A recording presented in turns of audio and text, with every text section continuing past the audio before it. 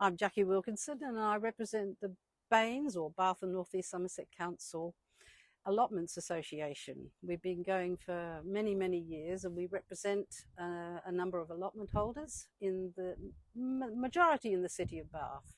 How big a thing is it to have an allotment these days? Well, I think it's a really big thing. And when lockdown came, the waiting lists increased as people realised how beneficial having an outdoor space would be, not only to their mental health, but to actually get fresh fruit and vegetables and enjoy being outside when they couldn't travel. So why is there such a waiting list? Well, there's a waiting list because people, the demand is high. There has always been in recent years very high waiting lists.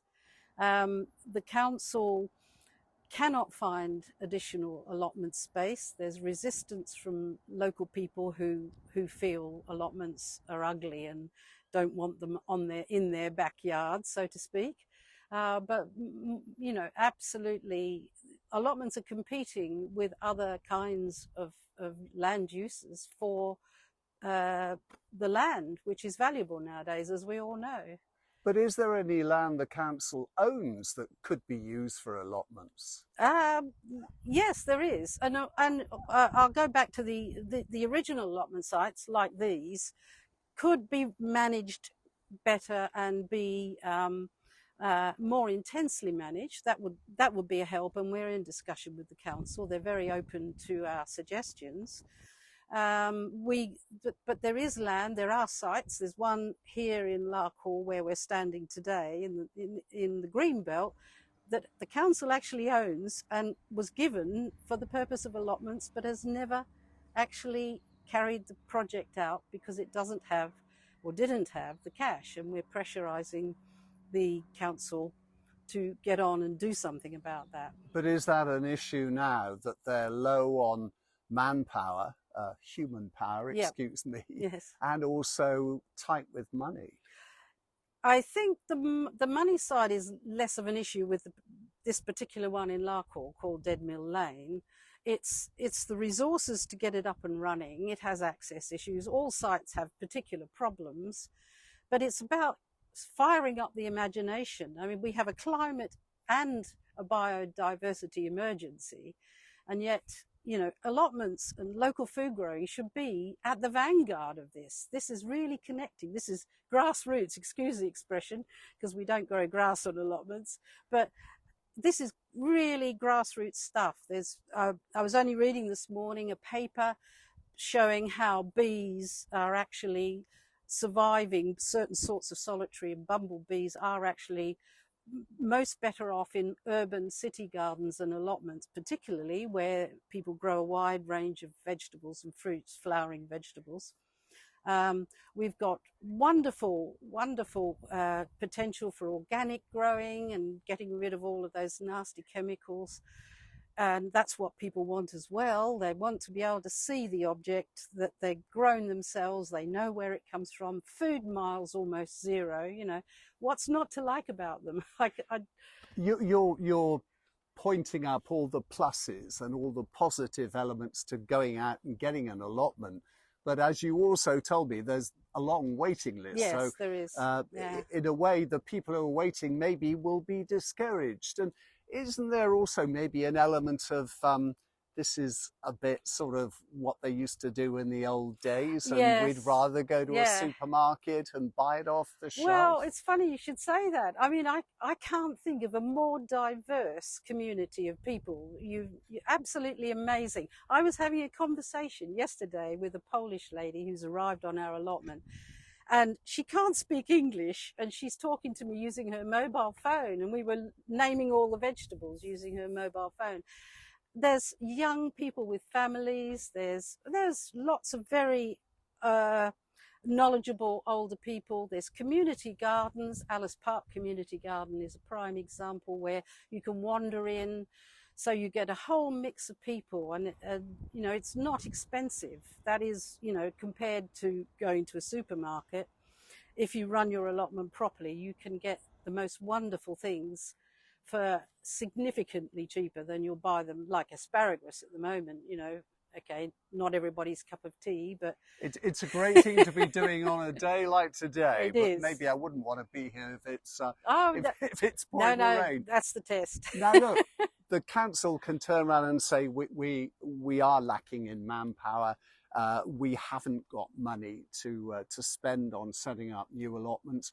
What could you do as an organisation representing all the people who are benefiting from having an allotment?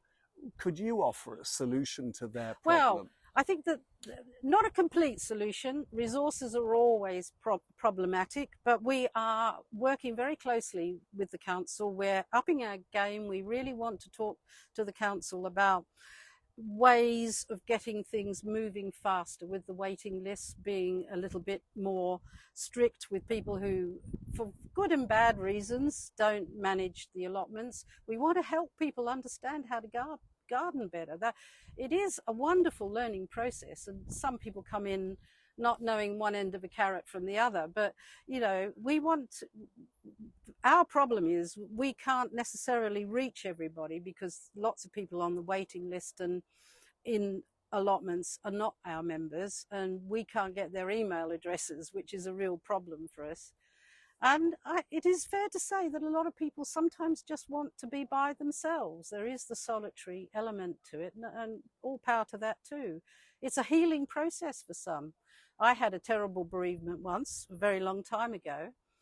And my husband and I went into the allotment and we did some gardening to overcome that bereavement. And it was an important part of a healing process. They have a long history. Yes. Very much part of the community. Yeah. Well, they stem from earlier than the mid-19th century, but the allotments here that we see today with their little cast iron fences and nice gates are from the late 19th century, the 1890s, when it was seen as an important thing to help working class families feed themselves. And then, of course, during the war, allotments spread, they jumped out of the allotment site. There were allotments on parks and gardens. If you look at a World War II photo, you will see allotment growing everywhere. In front of the Royal Crescent. Yes, grow for victory, wasn't it? Yeah. Yes, yeah. And maybe we should use that slogan again. Yes, indeed. Grow for victory and reduce your outgoing bills by growing your own. Yeah. And encouraging bees and all those insects that we really are going to be missing soon. Having this opportunity to address the people who follow me, and there's a couple of thousand of them, what would your message be at this moment? Well, to value local food growing and to give it higher priority in their lives. Even if you don't have an allotment, your garden could be productive and beautiful at the same time, and I'm certainly practicing that in my own garden.